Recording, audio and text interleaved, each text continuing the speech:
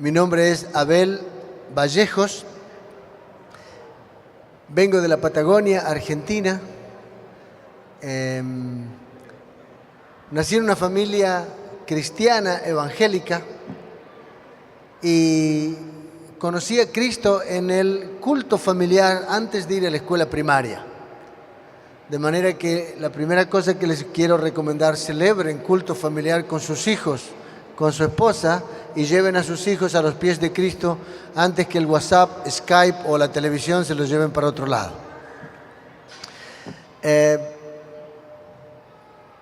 Cuando era un niño preadolescente, Dios me llamó y yo consagré mi vida al Señor caminando en la Patagonia en contra del viento. Mientras oía a mi madre llorar porque no había sido atendida en el hospital con mi hermanita enferma. Tenía apenas 8 años y le prometí al Señor que sería un médico para los pobres, para que mujeres pobres como mi madre no llorasen. Sí, tengan cuidado con lo que le prometen al Señor, porque el Señor se lo acuerda y la Biblia dice que sus llamamientos son irrevocables. El Señor, cuando terminé la universidad, se ocupó de recordármelo y nos llevó al campo misionero. Simplemente quería decirle eso en forma de introducción. Lo que tengo para contarles acerca del campo misionero viene después. Abel Vallejos, dije. No, ya no me acuerdo. Sí, estoy seguro que me llamo así. Marcos Guerrero, de Argentina, de la provincia de Entre Ríos, del este del litoral, trabajando en el mundo musulmán por 18 años, unos buenos años en Uzbekistán y en este tiempo en Indonesia, en el sureste asiático, siempre trabajando en equipo, también teniendo siempre un mentor sobre mi vida para rendir cuentas sobre la parte integral de mi vida. Bueno, y después compartimos la otra parte de presentarnos. Mi nombre es Víctor Ibagón, casado con Yolanda, Felipe, Mateo y Emily, es mi familia. 20 años trabajando en movilización misionera, trabajando con Comiván Internacional. El último rol que cumplí en Comiván fue presidente de Comiván Internacional y actualmente coordino una base de envío de fronteras, la agencia que trabaja exclusivamente en el mundo musulmán. Eso es lo que he venido haciendo en los últimos 22 años, 23 años. Ese es mi trabajo. Ah, y soy pastor. ¿Empiezo yo? Bueno, 15. Estaba pensando un poco en la pregunta que nos están haciendo y quiero que ustedes también puedan verlos en sus materiales si lo tienen. Pero la pregunta del simposio es ¿cómo hacer discípulos que generan transformación de vida y sociedades? Y estaba pensando en Mateo 28, en la Gran Comisión. La Gran Comisión regularmente nos han enseñado que dice id y haced discípulos. Eso es lo que nos han enseñado. Pero si usted mira en su Biblia juiciosamente, la Gran Comisión no comienza con id y haced discípulos. La Gran Comisión comienza en el versículo 17, muy claramente. Jesús está con ellos y se encuentra con ellos en el lugar donde Él, en el versículo 17, ustedes pueden mirar en sus Biblias, dice, cuando le vieron, le adoraron. La Gran Comisión comienza con adoración.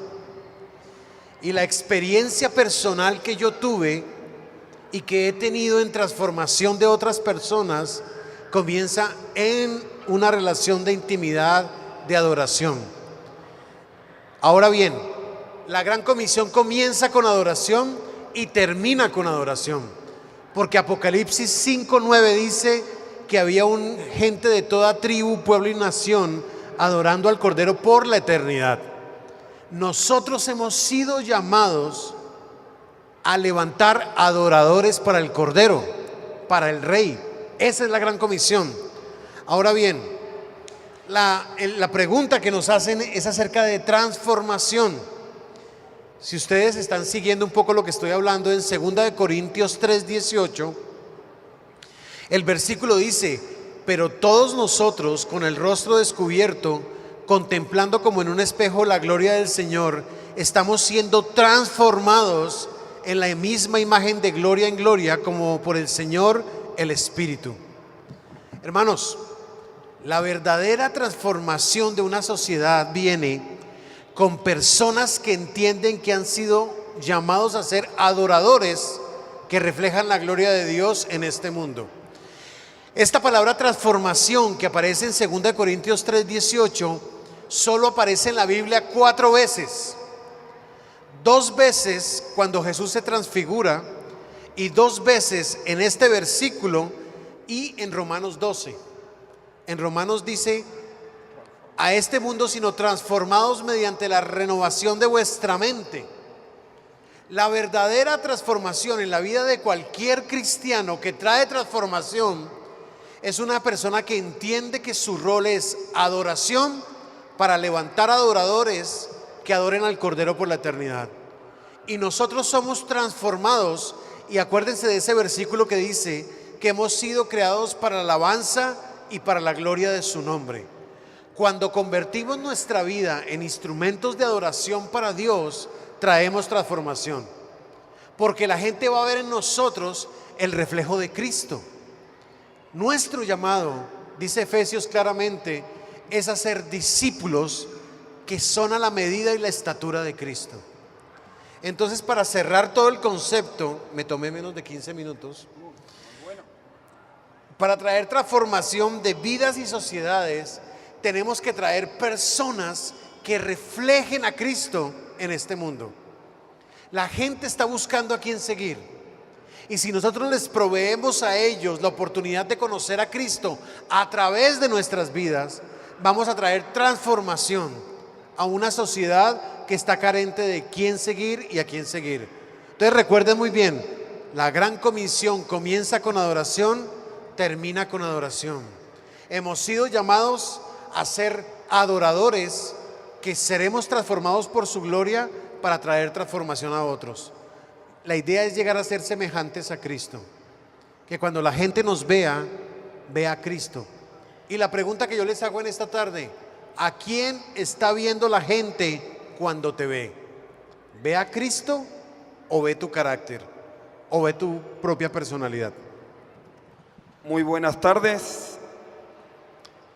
Yo tengo solamente 2 versículos para ver cómo podemos ser discípulos que transforman vidas y sociedades.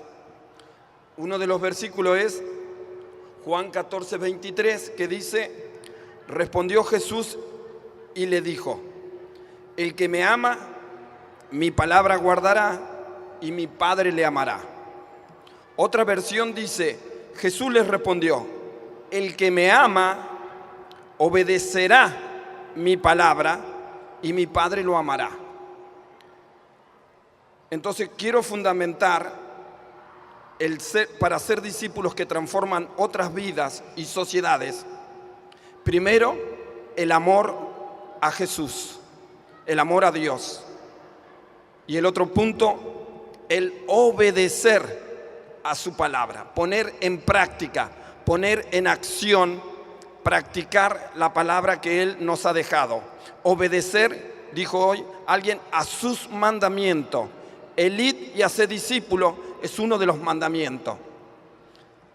Y si amamos al Señor, vamos a reflejar su amor. Si obedecemos a su palabra, ponemos en marcha el plan de Dios para la humanidad. Y por este amor, el que me ama, niéguese a sí mismo. Es que quiero citar el otro versículo de 2 de Corintios capítulo 5, versículo 15, que es un versículo que en esta etapa de mi vida de los 60 me desafió y me hizo renunciar al retiro. Y dice así, refiriéndose a la negación de uno mismo: y por todos murió, para que los que viven ya no vivan para sí, sino para aquel que murió y resucitó por ellos. Y por mí murió, para que ahora que yo vivo, no viva para mí, sino para aquel que vivió y murió y resucitó por nosotros, por mí. Así que, si tú quieres ser un discípulo que puede transformar vidas, ama al Señor, obedece a su palabra y niégate a ti mismo. Deja de vivir para ti. Deja tus planes. Abraza los planes de Dios. Y te vas a realizar y vas a trascender cuando tú puedas aplicar esta palabra en tu vida. Dios les bendiga. No puedo creer.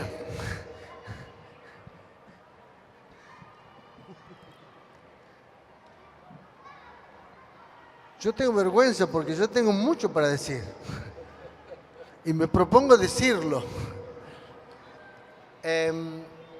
Ser discípulos que generan transformación de vidas y sociedades. Oré al Señor y me sugirió 3 o 4 cosas y tomé apuntes en mi mente. Y el Señor me permitió pasar por 3 o 4 cosas diferentes, de las cuales, si puedo, voy a dejarles de cada una enseñanza. Cuando recién me gradué como médico y me fui a la Patagonia, Argentina, me pasó una cosa en nuestra iglesia local. Y de eso se trata, de ser cristianos que marquen la sociedad. No se me había ocurrido a mí, se le ocurrió a un hermano médico, el doctor Bisoni, una idea, pero una idea brillante. Él era médico, jefe de cuidados intensivos en el hospital regional, y yo era un médico recién graduado. Pero como teníamos intención de usar nuestra profesión para bendecir a la sociedad, escúcheme bien, había más o menos unos 70 jóvenes en la iglesia. Los convocamos para que se capaciten para aprender reanimación cardiopulmonar, RCP o CPR, como les guste mejor. Las maniobras que se hacen para tratar de mantener con vida a una persona que la está perdiendo o que la acaba de perder. Los cristianos evangélicos médicos nos recusamos a llamarle resucitación, le llamamos reanimación. La resucitación es un milagro que hace el Señor, la reanimación es una metodología que hacemos los médicos. Y entre tanto, estos jóvenes que se capacitaron sobre la base de una idea, escuche, teníamos claro que era bastante difícil disminuir la mortalidad de las personas que tenían accidentes graves que comprometían su vida. Era difícil bajar la mortalidad porque había un eslabón vital. Hasta hicimos una película que se llamaba El Eslabón Vital, que era desde que se produce la catástrofe, el accidente o lo que fuere, y hasta que se llega con esa persona al hospital. Entonces era difícil bajar la mortalidad porque cuando la situación es muy grave, lo más probable es que la persona muera antes de llegar al hospital. Estoy hablando un poquito técnico porque para que usted entienda que lo que se necesitaba no era apurarse a llegar al hospital, sino llegar con el hospital al sitio del accidente. Y eso le llamamos servicio de atención inmediata de emergencias o cuidados prehospitalares del enfermo grave o del enfermo sobreagudo. Y me acordé porque Walter fue uno de nuestros paramédicos y tantas cosas que le habrán servido después en el campo, pero Walter era un jovencito.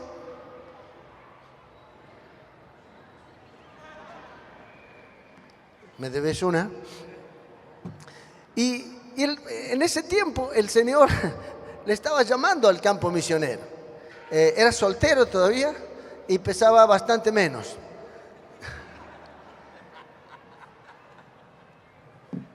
Con el servicio de atención inmediata de urgencias la radio de la ciudad, la televisión de la ciudad nos ofreció la posibilidad de publicar el número al que la gente llamaba y nosotros le decíamos por teléfono, denos 7 minutos. Y en 7 minutos podíamos estar en cualquier lugar de la ciudad porque teníamos 70 jóvenes distribuidos en grupos de paramédicos que los habíamos vestidos de azul. Entonces la gente los llamaba los pitufos y iban montados en una ambulancia, que eso fue un regalo del cielo. Un paréntesis. Un argentino se había ido a estudiar medicina, según le había dicho a su papá, a Estados Unidos. No había estudiado nada de medicina, pero entre tanto su papá le había conseguido todo para montar una clínica en la Argentina. Y como él era un marino retirado, había conseguido una ambulancia fantástica de los Estados Unidos, de esas de la televisión. En nuestro país, en aquel tiempo, las ambulancias eran camionetas que tenían un vidrio pequeñito, que a mí me tocó usarlas, incluso para comunicarse con el chofer. Tenían una única sirena y a veces tenían luz. Y llevábamos al enfermo atrás en una camioneta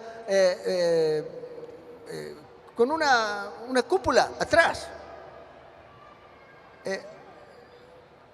Era terrible, imagínense. Y de repente encontramos que este señor se pelea con su hijo porque descubre el engaño y dona todas sus cosas. ¿A quién? A nosotros. Nos donó un camión amarillo de esos de los americanos y unas camionetas y entre eso venía la ambulancia. Teníamos la ambulancia, teníamos los 70 paramédicos listos y empezamos a atender. Llegamos a atender más de 15.000 accidentes, más de 15.000 llamados. La gente nos llamaba y nosotros íbamos, el 90% eran tonterías. Pero les podría contar aquí una cantidad de llamados. Por ejemplo, un señor argentino bastante tonto que estaba pintando con un rodillo y al rodillo le había colocado un caño de hierro y estaba pintando el frente de un edificio con una escalera muy alta. De repente, con el caño tocó los cables de alta tensión y 13.000 voltios le dieron desde las pestañas a la uña de los pies. Imagínense cómo quedó hecho y entonces, con la tremenda arritmia con que estaba su corazón, se estaba muriendo. Y más o menos en 2 minutos llegó el servicio de urgencia, le dispararon aquel electroshock y su corazón recuperó el ritmo normal.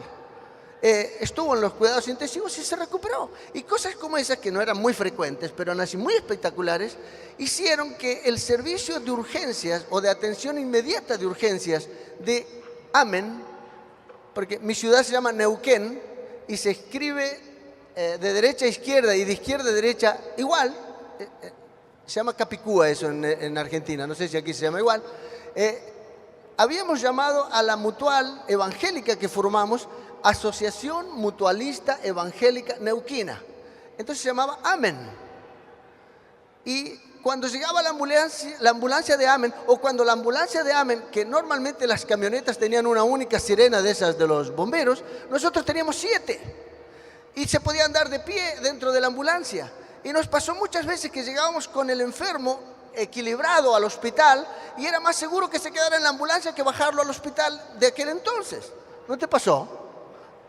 Y los intensivistas venían a buscar al enfermo desde nuestra ambulancia directamente a los cuidados intensivos. Es decir, fue transformador. Yo después de eso me fui al campo misionero. Volví varios años después y en este momento, yo no sé en Paraguay porque no anduve en ambulancia ni quiero andar, pero en Argentina todas las ambulancias son muy parecidas con aquella que yo, hasta donde yo sé, fue la primera.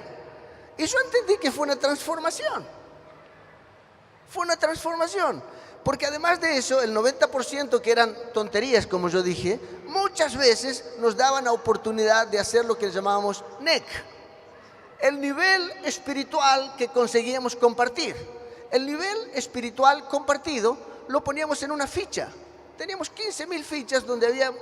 Yo les podría contar historias aquí de las cosas que nos pasaban en la sociedad. En una ciudad pequeña, yo no sé qué tamaño tendrá Asunción del Paraguay, pero 10 o 20 veces más pequeña que esta ciudad. Una ciudad de 120.000 habitantes en aquel momento y con muchas, no había internet, no había WhatsApp, no había nada de esto. Pero la gente llamaba, nosotros salíamos corriendo y un día nos pasó que recuperamos de muerte inminente al presidente de la Cámara Municipal. Entonces imagínense, era fantástico salir en los periódicos. Hasta filmé una película y si quieren puedo firmar autógrafos al final. Se llamaba El Eslabón Vital, porque decíamos que el eslabón vital, ¿cuál era? La comunicación. Cuando usted ve un accidente, llame rápido.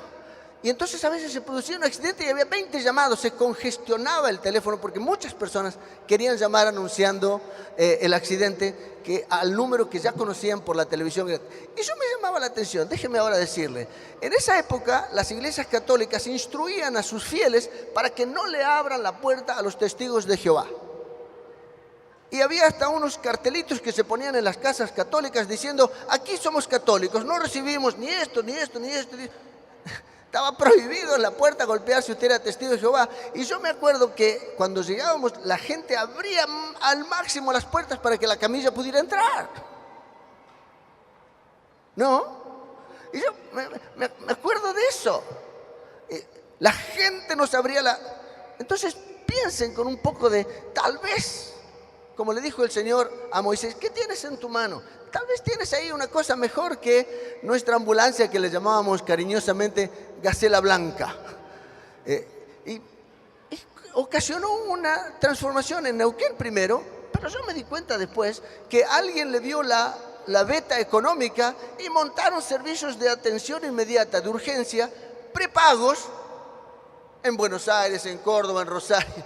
Y en este momento tal vez hasta ustedes tienen algún servicio de ese tipo, porque hasta donde yo sé se llenaron las ciudades de Latinoamérica. No estoy pretendiendo decir que inventamos nada, pero por lo menos en mi país fue el primero. Si en otros lugares ya lo había, gloria a Dios. La otra cosa que quería comentar en términos de inventar cosas que transformen la sociedad. Habría un montón para hablar de Amén, pero vamos a dejar ahí. Porque junto conmigo trabajaba mi esposa en un jardín de infantes, que hoy fue creciendo hasta ser un colegio primario y un colegio secundario, y la iglesia tiene su universidad. Y pasan unos 2000 estudiantes, y a mí me tocó ver a la esposa del gobernador haciendo una larga fila la noche anterior para tener una vacante al día siguiente, porque en nuestra escuela evangélica nadie entra por acomodo. Entonces la esposa del gobernador y su chofer estaban sentados en el frío de la Patagonia en un banquito esperando que abra el colegio, porque había un colegio de excelencia a donde la hija del gobernador quería ser inscripta. Miren, la educación puede transformar también. Use su cabecita, use aquello que el Señor le preguntó a Moisés: ¿qué tienes en la mano? Y él tenía un palo. En Argentina se le dice un palo a un millón. Entonces Moisés tenía un palo, y tal vez era un palo verde. Le decimos así al $1.000.000. Bueno, pero Moisés tenía un palo. Qué interesante. Y después en África el Señor nos permitió inventar otras cosas que nos permitieron impactar la sociedad. Y en este momento, en la última, se me ocurrieron varios, pero si pongo las de África el Señor nos levantó un grupo de hermanos que teníamos la aptitud o las calificaciones para atender catástrofes. Entonces, cuando se produce una catástrofe en algún lado, ahí salíamos corriendo. Cada uno paga lo suyo, no es que no hay becas para nadie. Y entonces un día aterrizamos en Haití, en un gran terremoto que destruyó la ciudad de Puerto Príncipe. Y a mí me destruyó también, porque después de 11 días... nadie había llevado auxilio a un hogar de niños que se había derrumbado. Y la mitad de los niños estaban en la planta alta y la otra mitad en la planta baja.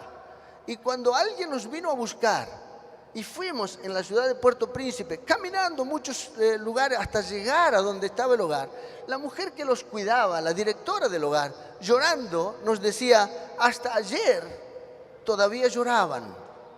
11 días. Los niños habían estado ahí. A través de unos huecos conseguimos bueno, eso es tétrico, no lo voy a contar esa parte. Pero los niños estaban ahí y finalmente murieron de hambre y de deshidratación. Tal vez con heridas, con fracturas, no lo sé, nunca lo vi, pero no me quiero imaginar lo que era eso ahí. Pero la mitad de los niños de arriba se había salvado. ¿dónde estaban los cristianos? Y yo me enojé conmigo, ¿cómo voy a llegar 11 días después? Pero yo no sabía, nos fueron a buscar. Y fuimos media hora después de que nos fueron a buscar.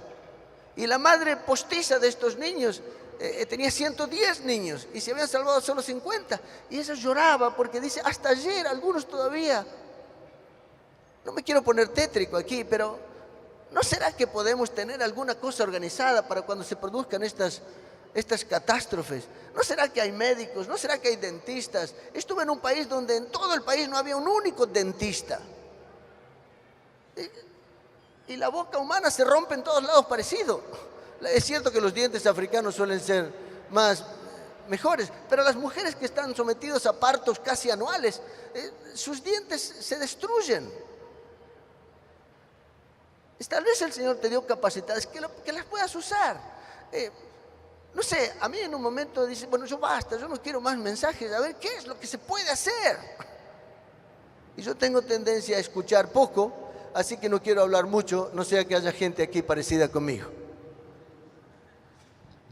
Muchas gracias a ustedes hemos tenido un poco de Biblia, hemos tenido un poco de desafío, un poco de experiencias. Yo quisiera que ustedes ahora pensaran en algunas cosas que quisieran preguntarle o ideas que se le han venido para poder ser útiles en esto. ¿Tenemos algún micrófono para pasar?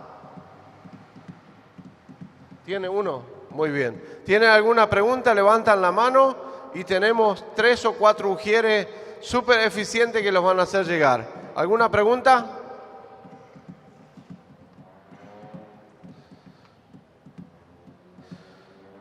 En algunos lugares dicen, es difícil ser el primero, entonces sean el segundo. A ver, la segunda pregunta.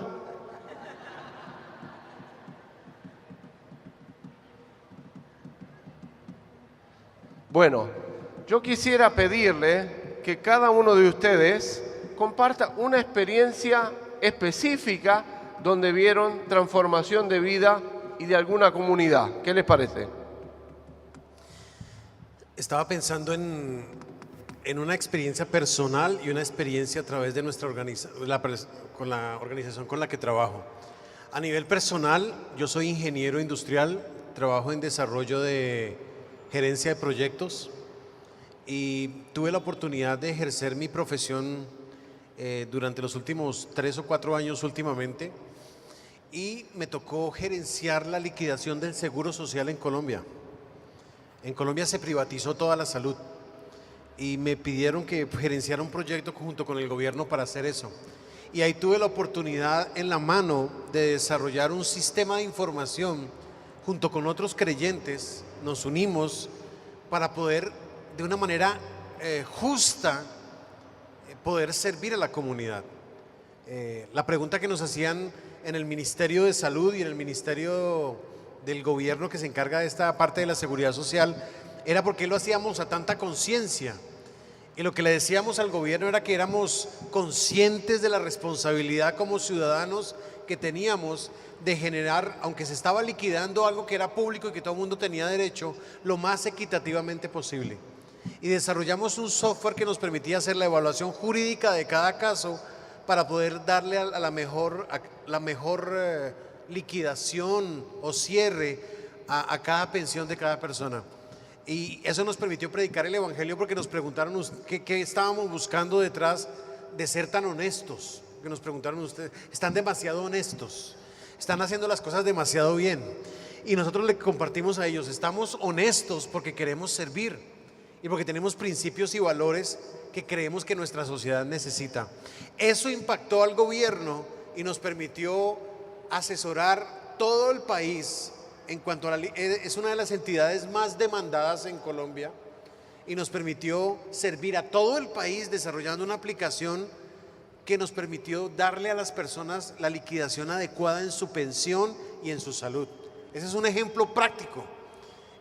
Más allá de tomar la Biblia o de predicar, lo que hicimos fue ser equitativos y justos en la forma en que hacíamos las cosas. Y eso causó un impacto en la sociedad, al punto que logramos un punto muy alto. Y el gobierno nos decía, nosotros tenemos la noción de que los evangélicos no se involucran con la justicia social o con la equidad.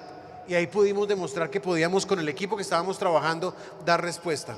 Y otra experiencia que tuvimos en el campo misionero fue una plantación de una iglesia en un lugar donde la guerrilla reclutaba a los niños para poder ser asesinos, le llamamos en Colombia sicarios. Entonces levantamos fondos, montamos una casa para niños precalle. Entonces los niños llegan del colegio, les damos el almuerzo, les ayudamos con las tareas de la escuela y evitamos que tengan contacto con las pandillas y con la guerrilla. Eso causó que en toda la zona, esa generación que sacamos de la calle no se involucró en la guerra de pandillas, porque les dimos una respuesta. Las familias tenían que trabajar, obviamente, para poder comer, entonces no tenían con quién dejar a los hijos. Y trajimos equipos que atendían a los niños y hoy día esa zona fue transformada en esa ciudad. Los lugares donde estaba el narcotráfico, la guerrilla y todo eso desaparecieron porque no podían reclutar gente que podía ser sicarios. Entonces son dos ejemplos, uno a nivel de justicia social y el otro a través de prevención con las nuevas generaciones. Son como dos ejemplos que podía compartir. Yo quiero contar una experiencia que transformó la ciudad donde vivimos, en Uzbekistán, fundamentado en esto, en el amor a Dios, la obediencia. Tal vez no tengamos toda la formación, preparación, capacidad, inteligencia, pero cuando amamos a Dios con todo nuestro corazón y queremos serles obedientes y estamos dispuestos a negarnos, pueden suceder cosas extraordinarias, aunque seamos personas ordinarias. Llegamos a Ciudad de Namangán, no sabíamos cómo entrar y un amigo sudafricano dijo: vamos a abrir una ONG, vamos a trabajar en curso de inglés, curso de computación, secado de frutas, un proyecto de agricultura y cría de pollos parrilleros. ¿En cuál te vas a involucrar?, me dice. Bueno, inglés soy bastante malo, computación también, pero pollo parrillero no sé mucho, lo único que sé es comerlos. Pero puedo aprender. Le gustan los pollos porque es del River Plate. Gallina. Una gallina. Entonces comenzamos con este proyecto de enseñar a los uzbecos, a familias, a criar pollos parrilleros. Mínimo 50 pollos tenía que criar cada familia. Para que ustedes tengan una idea, un profesor de la universidad ganaba $25 mensuales y una persona que criaba pollos con los otros 50 podía ganar en 45 días $100. Así que este proyecto comenzó a crecer. Todos los meses yo viajaba 600 kilómetros para traer 2.500 pollitos. Y como creció tanto, llegó un momento en que los freezer donde guardábamos los pollos faenados no teníamos lugar. Entonces fui a consultar a mis amigos. Tenía 3 amigos que tenían un negocio y eran fundamentalistas. Estaban en contra del gobierno. Uno de ellos tenía un hermano en la cárcel. Y entonces yo le pedí a ellos, que tenían como un supermercado bastante grande, si me podían guardar los pollos de esta gente. Y dijo: a usted, Carlos, los que quiera, venga y tráigalo. Y los guarda. El proyecto creció tanto y ellos me preguntaron un día: ¿qué podríamos hacer para que abarques a más familia? Porque vemos tu trabajo con la pasión que lo haces, sin ningún interés de ganancia para ti, y queremos ayudarte, queremos invertir. Y dije, y me hicieron así en la mano: acá tienes $5.000 y te los puedes llevar e invertir. Y yo no quise, en ese momento no quise, pero el proyecto se hizo tan famoso que afectamos a la ciudad de Namangán, afectamos a toda la ciudad, que vino el Banco Mundial. Y 2 o 3 personas en un Mercedes-Benz negro llegaron a la ciudad y me dijeron: somos del Banco Mundial y hemos escuchado este proyecto y queremos verlo y queremos ver si podemos colaborar. Y lo llevé a las casas de familia donde criábamos los pollos y yo le enseñé a faenarlos, a limpiarlos bien para vender en supermercados y en restaurantes. De esa manera volvía el dinero a personas que no tenían para pagarlo, porque ellos tenían que pagar los pollitos y el alimento que iban a comer cada pollo. Un pollo llega a comer entre 4 kilos de alimento en 45 días. Alcanza los 3 kilos, limpio llega a los 2 kilos. Entonces el Banco Mundial vino y visto las maneras, las casas donde criábamos. Y dijo, ¿qué necesita usted para hacer crecer? Y bueno, necesitamos un freezer grande, máquinas para pelar pollo y necesitamos una camioneta más grande para traer los pollos. Y dijo, vamos a hacer todos los trámites para darles $500.000 para el proyecto. Nosotros habíamos visto, y bueno, no se ponga así porque no nos dieron. Porque hubo una matanza en el país de parte del ejército del gobierno, que fue cuando sucedió que nos expulsaron a todos los misioneros del país por una gran matanza de personas, ancianos, mujeres y niños, más de 1000 en una noche, en el año 2006, y entonces no pudimos llegar a concretarlo, pero estaba todo. De esta manera, la obediencia a Dios, el amor a Dios, y el negarnos a nosotros mismos para servir a la comunidad, a la gente, hizo posible que podamos de una manera afectar como discípulos del Señor a una comunidad. Dios les bendiga.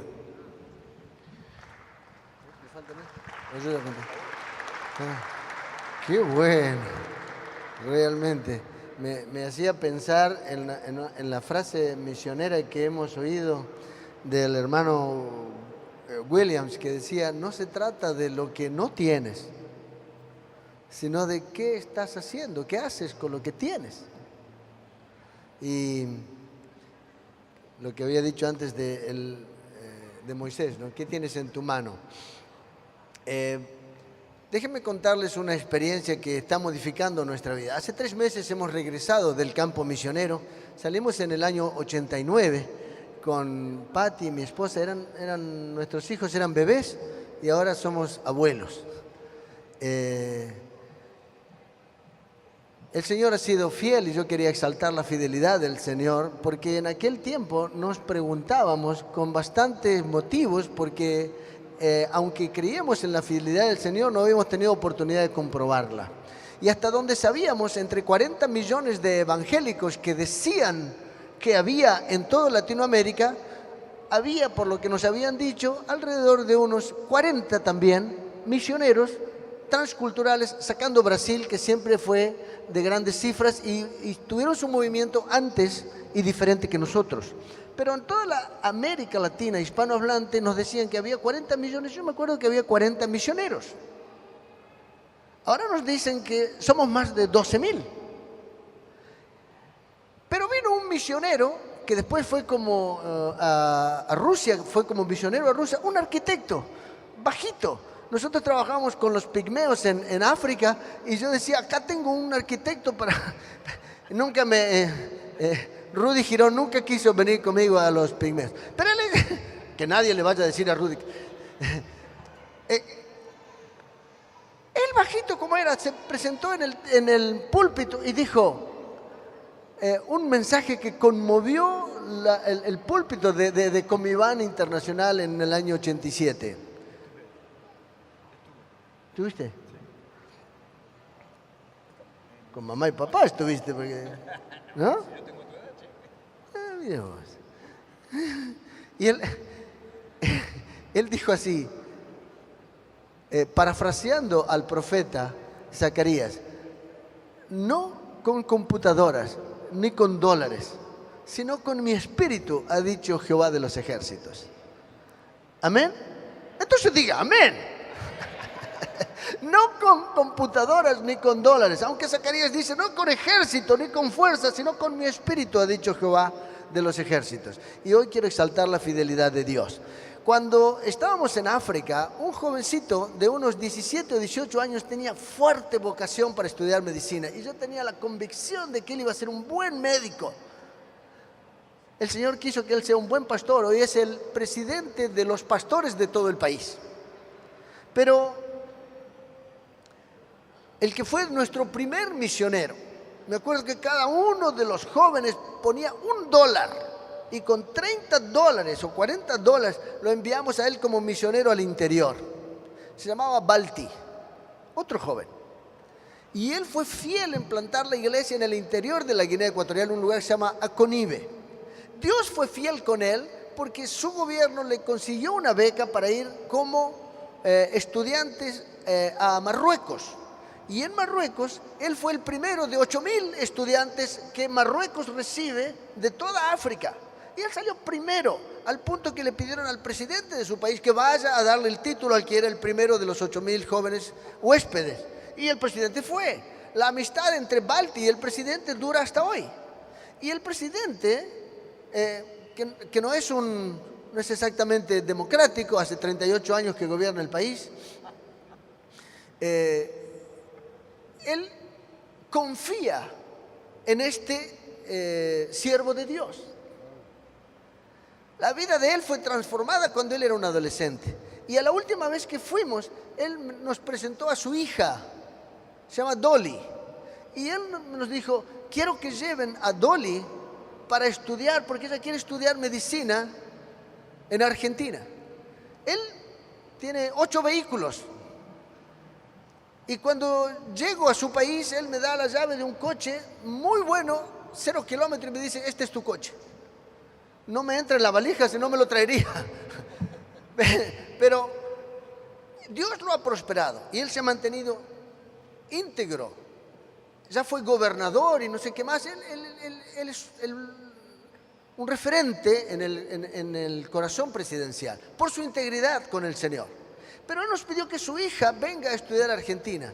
Y a mí se me recordó aquella idea de traer al pastor, al que ahora es el pastor, Juan Sima.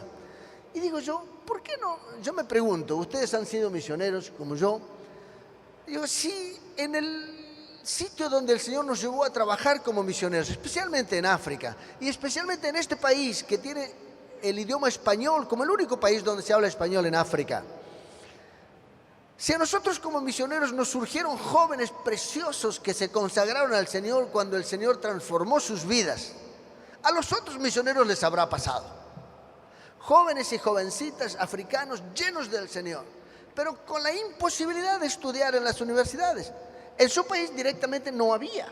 Ahora hay, y hay puertas abiertas para profesores de casi todas las disciplinas que quieran ejercer como profesores universitarios en el único país africano de habla hispana. Son bienvenidos. Además han descubierto petróleo y el petróleo que está bajo la tierra ha hecho florecer unos edificios de cristal tremendos que no tienen nada que ver con aquel país donde no había electricidad cuando nosotros fuimos. Pero eso es anecdótico. Lo que sí es que, como Dolly, están viniendo otros jóvenes a estudiar. Le hemos llamado Proyecto Gamma. Los estamos trayendo para que se formen en la universidad gratuita que hay en mi país. La universidad que me permitió a mí estudiar. Yo me crié en una familia de 10 hermanos y cuando volvíamos de la escuela teníamos que sacarnos los zapatos, las sandalias de plástico. Es decir, difícilmente alguno de ustedes me puede enseñar lo que es la pobreza, pero el Señor trajo salvación a mi hogar y eso fue lo que hizo la palabra de Dios y me hizo impulsar con la visión de mis padres a que yo llegue donde estoy.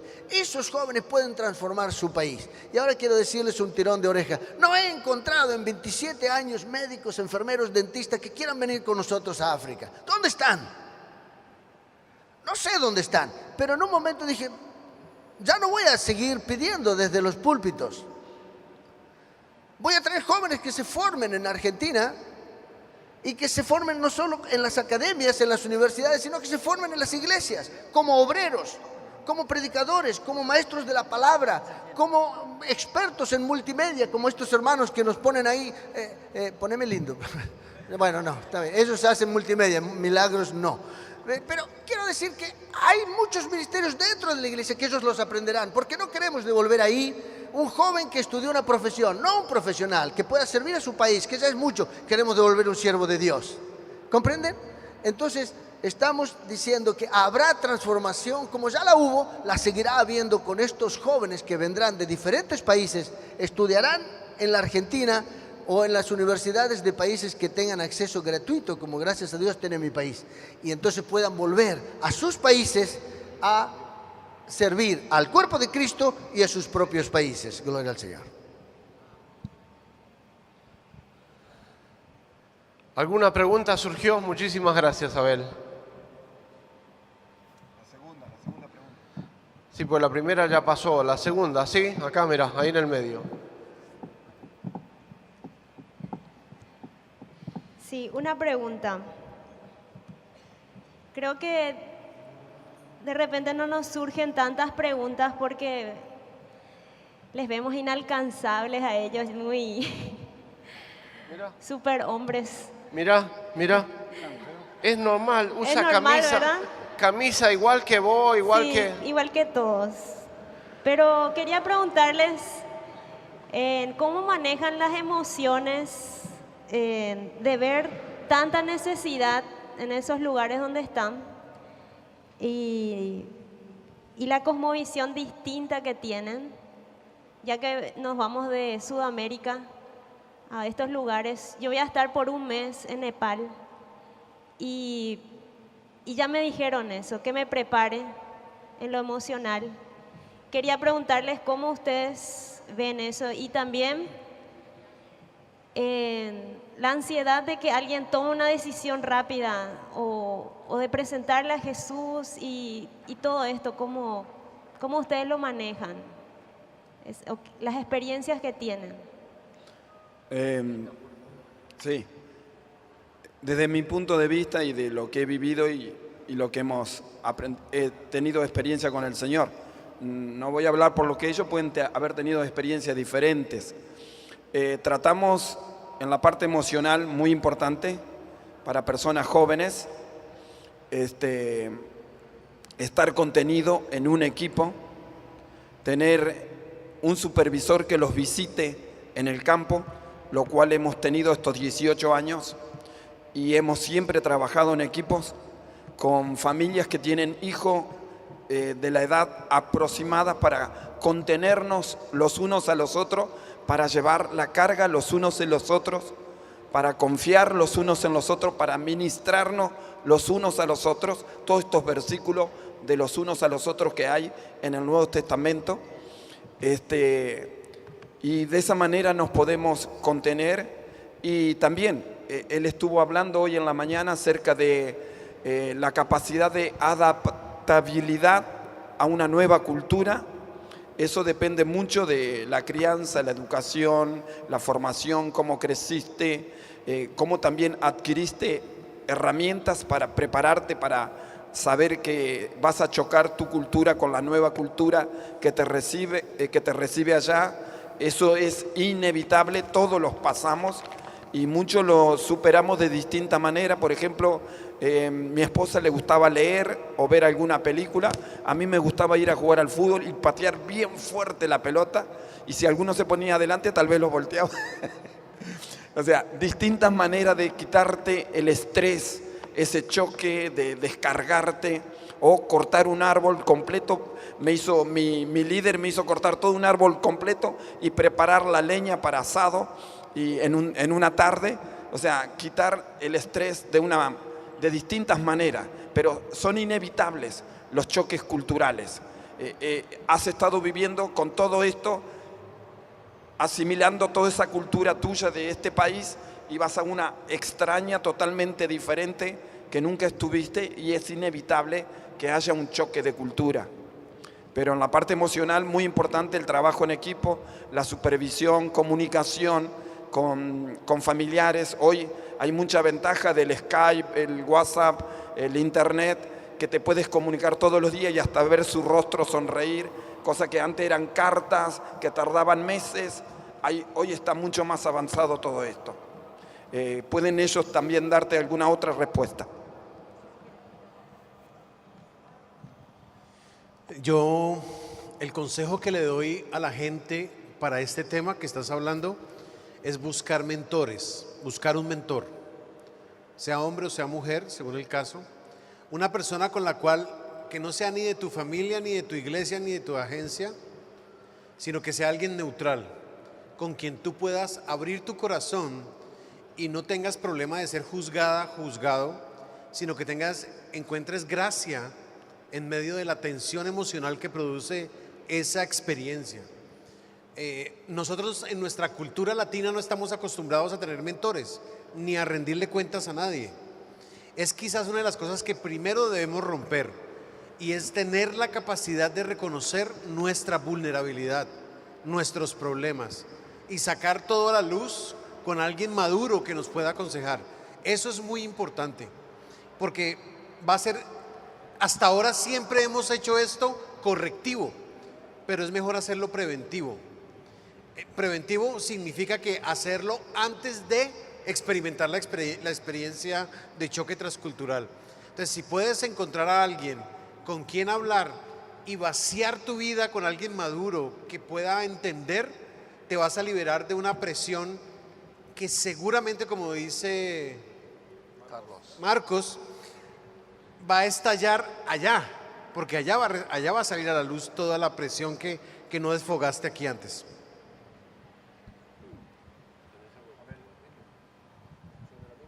Sí,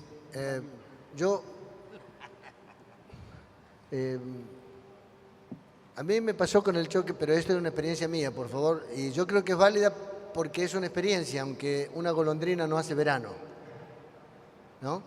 Pero nos pasó algo parecido como cuando criamos nuestros hijos. Yo creo que es bendición, simplemente. Con nuestros hijos nos decían, no, pero tienen 2 años, esperen a que tengan 5. Ah, no, pero tienen 5, esperen a que tengan 10. Ah, no, pero esperen que llegue la adolescencia, esperen que llegue esto. Y llegó un momento que preguntábamos con mi esposa al Señor, ¿cuándo empiezan los problemas? Porque realmente fue una delicia criar a nuestros hijos. Créanlo, no estoy diciendo, y ellos no están aquí y no creo que esto se esté transmitiendo. Es decir, fue así. Y en el caso del campo misionero, yo quiero ser honesto, hace 3 meses regresamos del campo misionero y yo estoy sufriendo el choque de reentrada. Yo lo confieso. Me estoy sintiendo mal en mi propio país. Pero básicamente es por la... ustedes van a pensar que vine aquí con un cajón de leña para darles. Pero es que es así, yo veo una indiferencia, parece que a nadie le importa mucho la perdición de los perdidos. Y yo quiero decir que a Dios le importa, y a nosotros nos importa, a mí me importa. Sobre todo la perdición de los perdidos nunca evangelizados. Y yo creo que esta convicción es la que nos ha sostenido. No me quiero mandar la parte de decir, nunca tuvo problema de choque, un montón de veces. Pero la gracia del Señor ha sido suficiente y no es cuento. El Señor fue gracioso sobre nosotros y nos bendijo. Aún brujos trataron de matar a nuestros hijos y en la gracia del Señor, el Señor los salvó. En los momentos indicados, el Señor proveyó. Yo quiero exaltar la fidelidad del Señor, sobre todo porque no puedo decir, no sé por qué no me pasó a mí, pero no puedo decir como Marcos, siempre trabajé en equipo. Yo tengo que decir que nunca trabajamos en equipo, nunca trabajé en equipo. Y ahora no nos hemos retirado, estamos tratando de formar un equipo.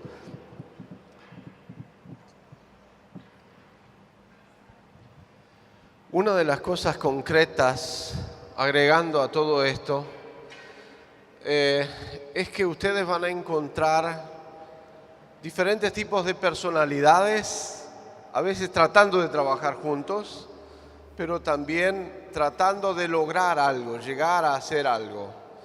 Por eso, en esta experiencia que vas, bien puntual, buscar concretamente en oración y en esa búsqueda intensa con el Señor, ¿quién te puede dar una mano? Con toda la tecnología que hay hoy en día en el mundo, podés hablar por Skype, por otros modelos, y podés comunicarte con las personas y buscar gente que te ayude en el momento indicado. Pero son cosas que hay que trabajarlas, hay que caminar, y no va a haber soluciones fáciles. Por eso hay que caminar con gracia, con amor, no solamente amor hasta tu vida, sino amor a la otra persona que vas a ir a servir también. Y que te vas a encontrar con cosas difíciles, normal. Por eso es parte de ello. ¿Alguna pregunta más? Sí, allá en la esquina. Tengo una ahí y una acá. ¿Micrófono se fue? Sí, te escucho, te escucho. Quiero hacer una pregunta a los pastores, ¿verdad? Creo que hay dos temas. La primera nos queda clara. Creo que por un motivo y es porque el Señor nos llamó, estamos acá en este congreso, ¿verdad? De discípulos. Y la otra es cómo poner en práctica de manera sencilla y objetiva todo lo que se relaciona al discipulado dentro de la sociedad. Qué sé yo, dentro de la facultad, dentro de la iglesia, dentro de los vecinos, en el trabajo, más allá, ¿verdad? De preparar a misioneros para mandar al exterior, ¿verdad?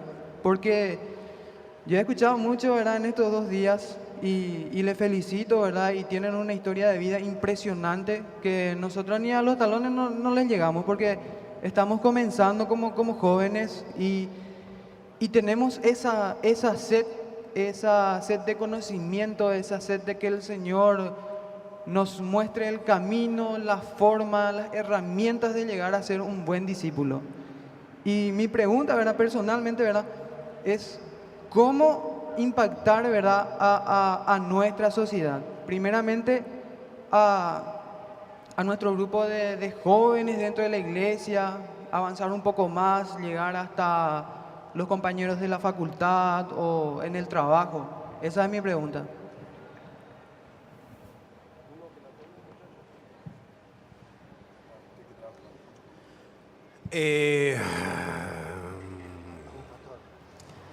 Estaba pensando en mi propia experiencia personal.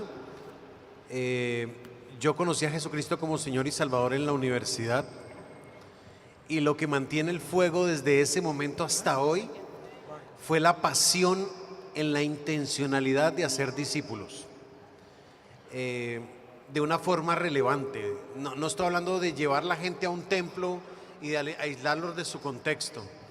Y lo que nos puede ayudar a ser efectivos para traer transformación o un efecto sobre la sociedad es que lo que hacemos en el discipulado y lo que hacemos en hacer otros a la imagen de Cristo tiene que ser allá, afuera, donde ellos están, donde ellos viven, donde ellos comparten, no desconectarlos del mundo. Jesús nunca dijo: Padre, te pido que los quites del mundo. Él dijo: te pido que los guardes del mal. Entonces, tener la intencionalidad de mantener una pasión por hacer discípulos donde la gente está, sin sacarlos de ahí. Porque el problema es que a veces los llevamos al templo, a la iglesia, y ojo que no estoy diciendo que no llevemos a la gente a la iglesia. Lo que estoy diciendo es que no podemos desconectar a la gente de su contexto real, porque es ahí donde ellos tienen que hacer luz. No podemos traer luz donde hay luz, sino que tenemos que hacer luz en medio de la oscuridad. Y la pasión, que Dios ponga pasión en nuestros corazones. No estoy hablando de donde yo trabajo o donde movilizo gente. Tener pasión por los no alcanzados en Paraguay. Aquí hay gente que no conoce a Jesús. Yo estaba preguntando qué porcentaje de paraguayos son cristianos, y no hay un dato específico todavía, empezando por saber la necesidad del propio país. Eso es muy importante, saber dónde hay la necesidad y dónde hay oportunidades para predicar el evangelio. Estoy hablando de Paraguay, no estoy hablando de afuera. Voy a poner un ejemplo y luego completar la idea.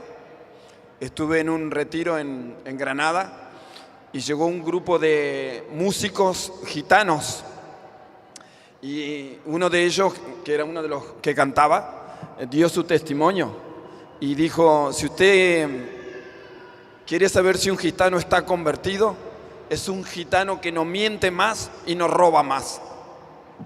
¿Qué quiero decir con esto?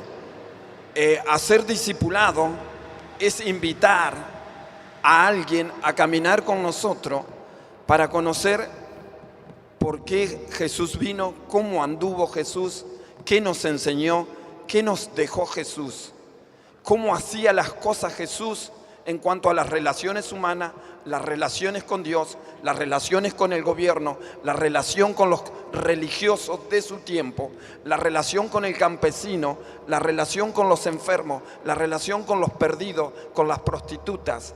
Cómo se relacionaba, qué hacía él y cómo es que hacía discípulos. Los invitaba a caminar con él y mientras ellos caminaban con él, miraban cómo Jesús hacía y así fueron formados sus discípulos.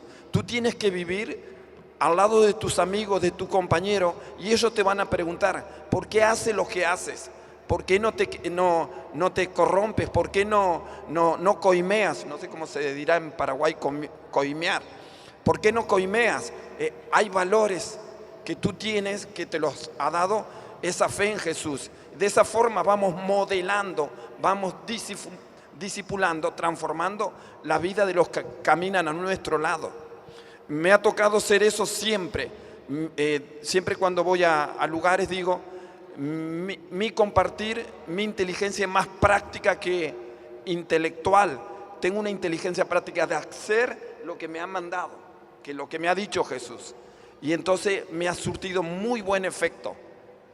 O sea, vivir lo que hemos aprendido con Jesús para que los otros nos pregunten por qué lo haces, porque esto que haces.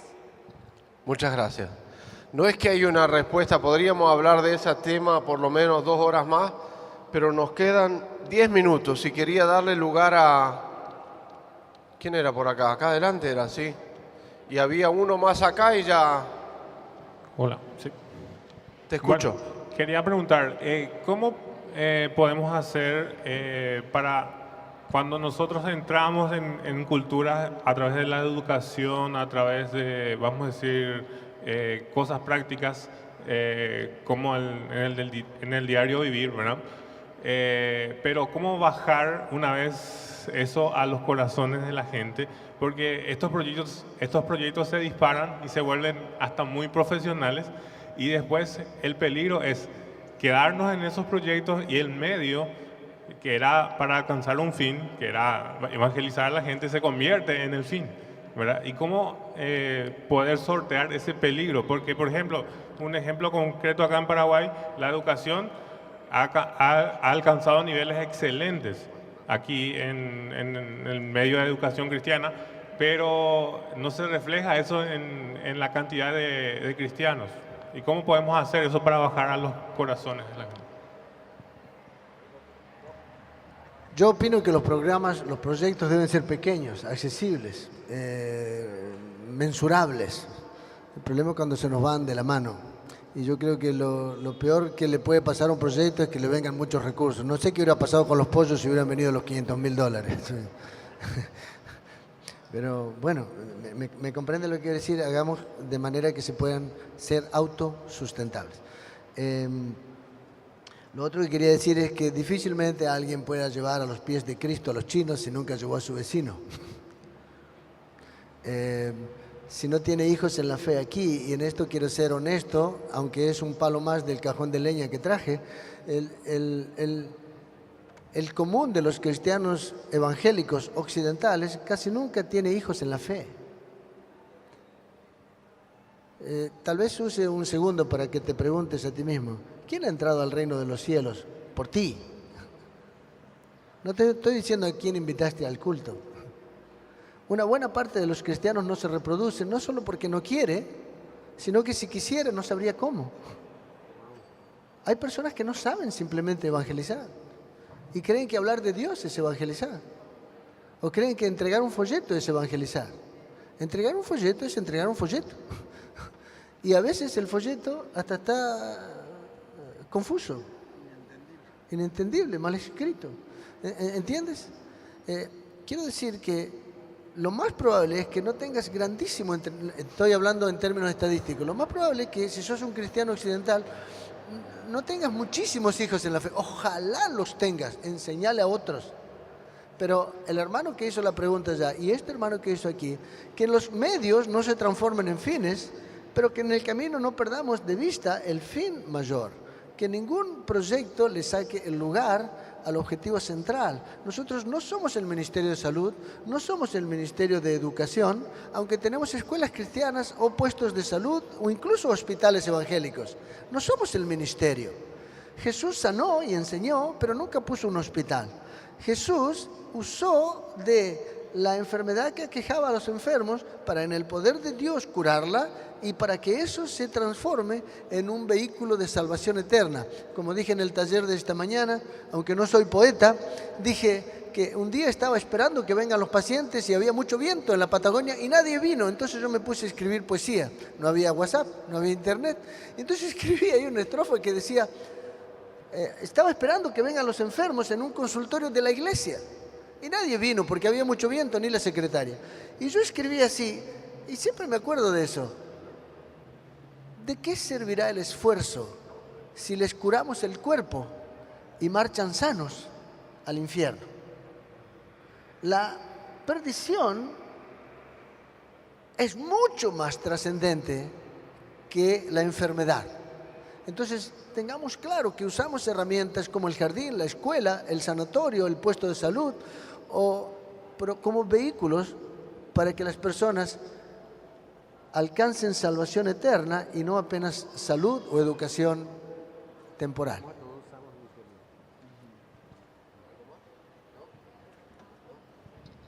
Quisiera darle los alientos a cada uno de ustedes que tenían las preguntas, que se quedaron con más. Acérquense y vean que se puede comer un asado, lo pueden invitar a cenar.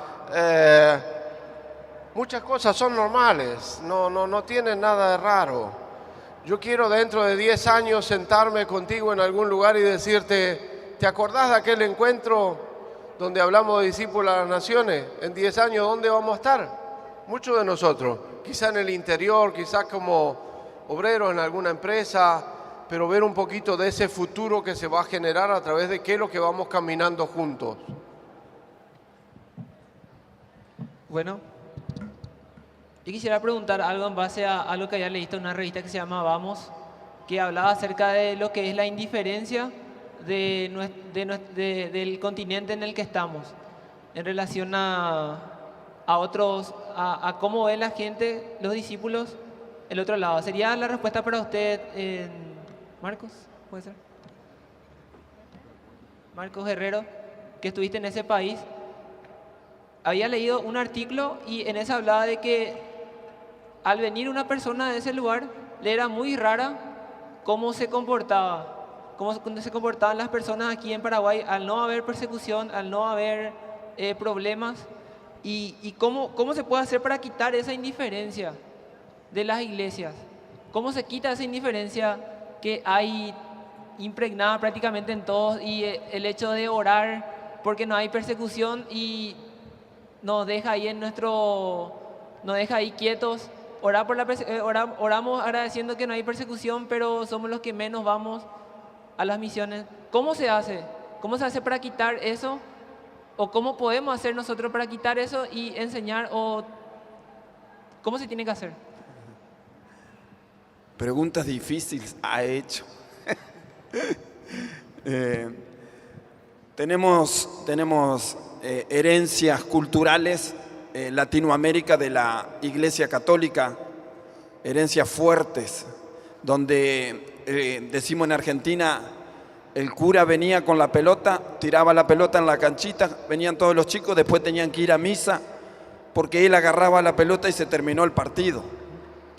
Y eso es una fuerte herencia en la iglesia latinoamericana. Casi que el pastor es como un caudillo, no se lo puede contradecir. Y en cuanto a esa indiferencia que muchas iglesias tienen, está en el liderazgo, no es el pueblo común. El pueblo común está dispuesto, abierto, hasta a escondida del pastor. Hemos recibido ofrenda de gente, dice, no quiero dar a la iglesia porque no se usa para lo que a mí me gustaría, ustedes que están allá afuera. Y nos han dado dinero para proyectos en islas olvidadas ya cerca de Papúa.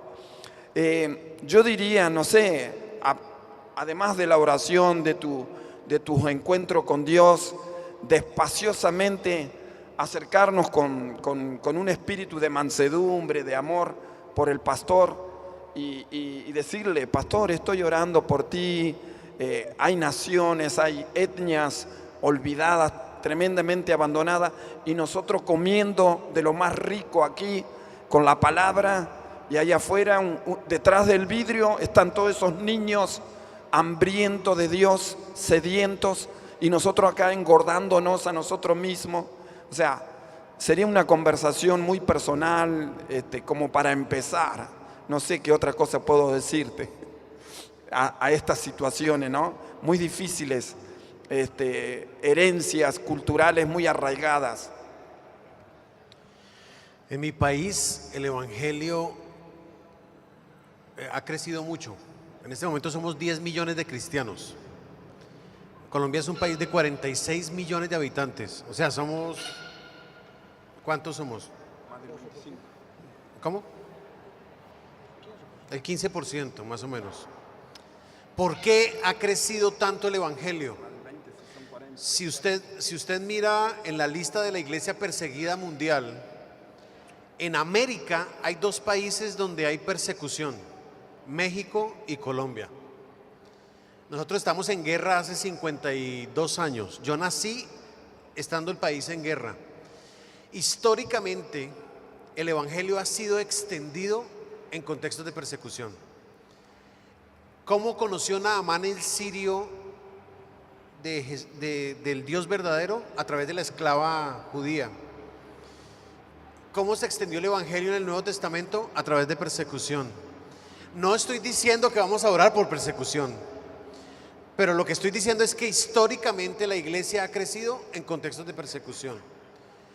Hemos orado mucho, y esa es una parte de la respuesta. La otra parte de la respuesta: hemos orado mucho por equipar a la iglesia en una teología más enfocada en el reino, más que una teología enfocada en la bendición. Latinoamérica es un continente que está plagado por teología de la prosperidad, donde el centro del mensaje somos nosotros, el ser humano, y la misión no es parte prioritaria del ADN espiritual de la iglesia, por la razón que sea. Entonces, una es, o Dios puede modificar los contextos políticos y sociales, como en Venezuela, en Ecuador. Yo acabo de llegar en Bolivia están apretando, como decimos en Colombia, a la iglesia. En Venezuela hay persecución, en Ecuador no está fácil, en México acaban de poner impuestos sobre la iglesia. Es decir, el continente está sufriendo, está siendo apretado por el contexto político y social. Pero también estamos tratando de que la iglesia sea más intencional en predicar el Evangelio. Estamos trabajando en los 2 frentes, por lo menos desde mi lado: educación y entendimiento del rol de la iglesia. Pero una respuesta concreta, históricamente yo no la veo en un mediano plazo o en un corto plazo. Más o menos contestamos a tu pregunta. Bueno, quiero darles una noticia de misericordia. El programa que yo tenía en el bolsillo demoraba hasta las 6, pero tenemos unos minutos más que nos dan de misericordia porque el programa real es diferente.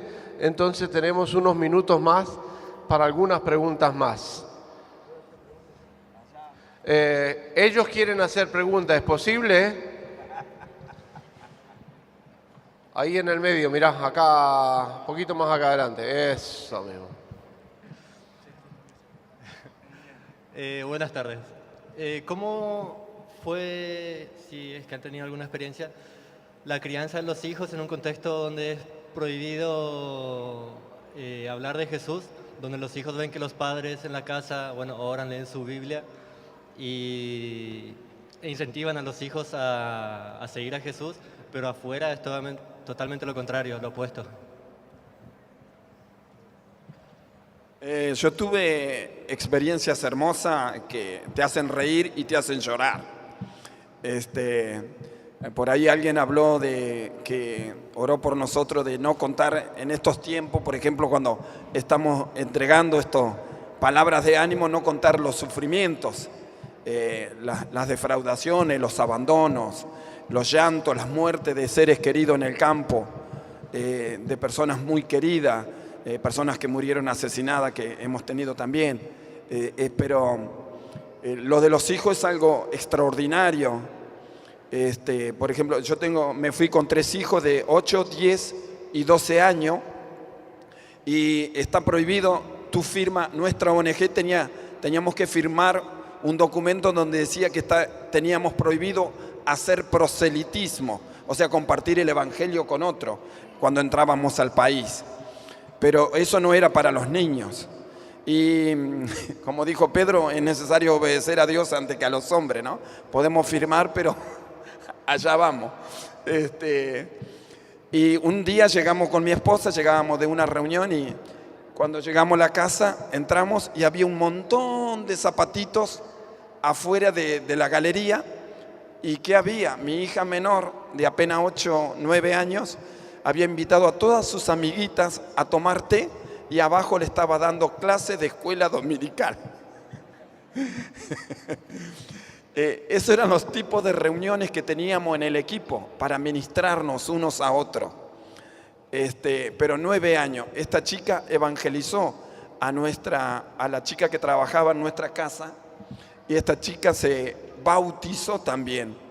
Y la mujer que bautizó a la discípula de mi hija, que tenía apenas 9 años, una uzbeca, también bautizó a mi hija. O sea, el Señor está en el cuidado de todas estas cosas. Cuando nosotros le decimos sí a su llamado, obedecemos y le respondemos afirmativamente a su llamado, Él es el más interesado y el que más cuidado tiene de nuestros hijos que nosotros mismos los padres. Él es el que está más interesado en el futuro de nuestros 3 hijos. Y Él es el que va a tener mucho más cuidado que nosotros, su papá. Esto lo veo cuando allá en el capítulo 13 de Número, cuando los espías van a espiar la tierra y muchos de ellos pusieron como excusa de que no iban a entrar a la tierra que Dios los estaba mandando a sus hijos. Estos van a devorar a nuestros hijos. Y después en el capítulo 14 de Número, Dios le dice, ustedes no van a entrar, pero sus hijos sí van a entrar.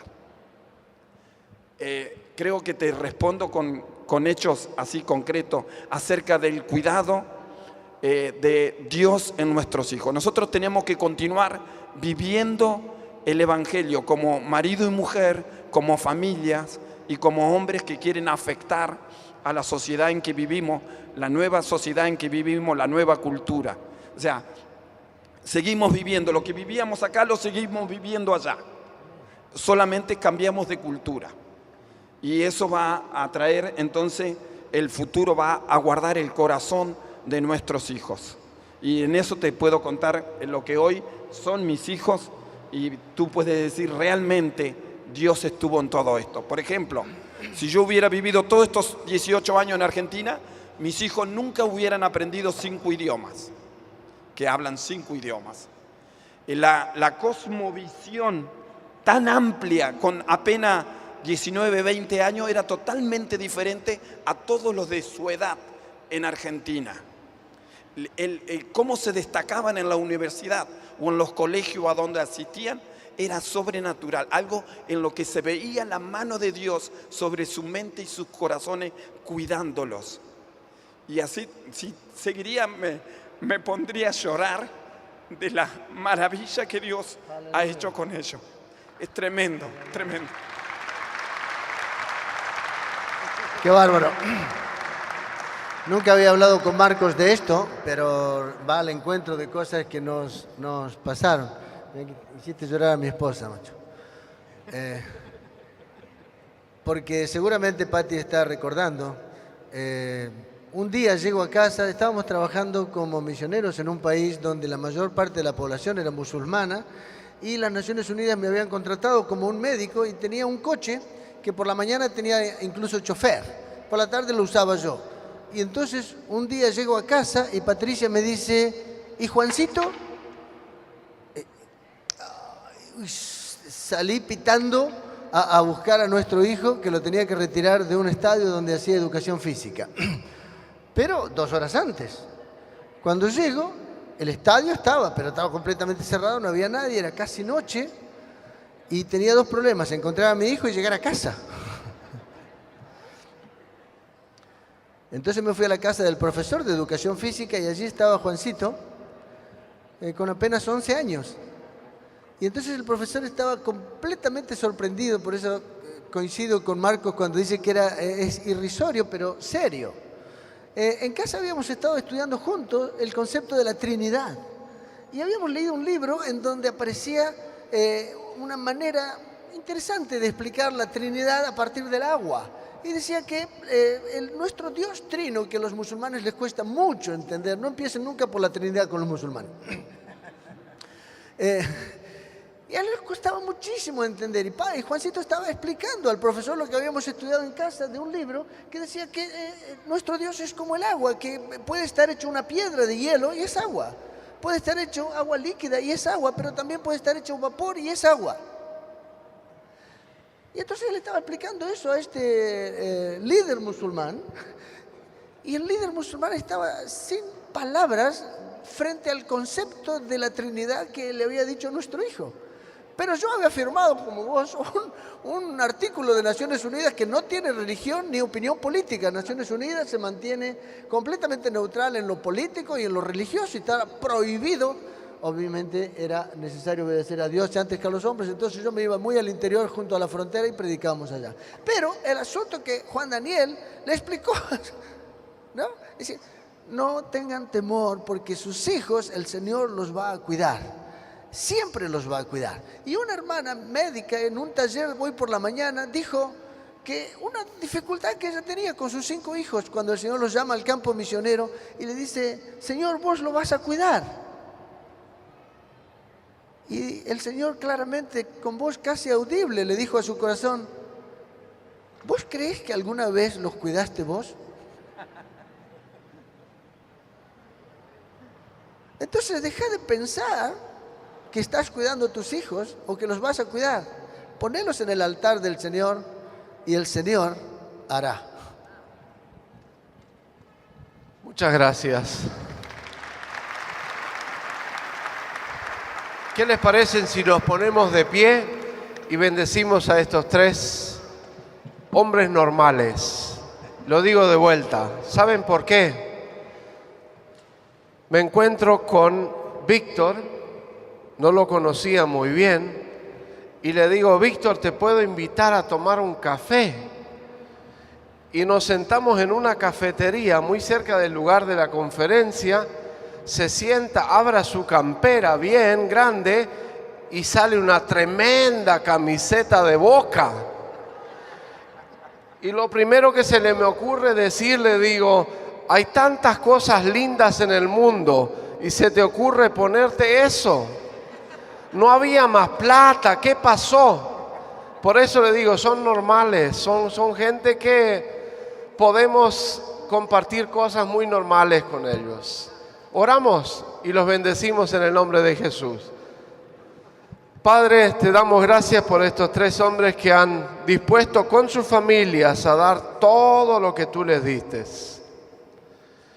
Gracias por sus errores, por sus falencias, porque han sido parte del servirte. Y queremos en esta noche decirte, Señor, los bendecimos en tu nombre y decimos, multiplícalos en muchos más hombres y mujeres de Dios que hayan escuchado y sigan escuchando y estén dispuestos a poner su mano en el arado, aquí, allá y hasta el fin del mundo. Úsalos de esa manera y de diferentes maneras para que puedan llevar gloria a ti y no gloria a sí mismo. Los bendigo en tu nombre, Jesús. Amén y amén. Muchas gracias.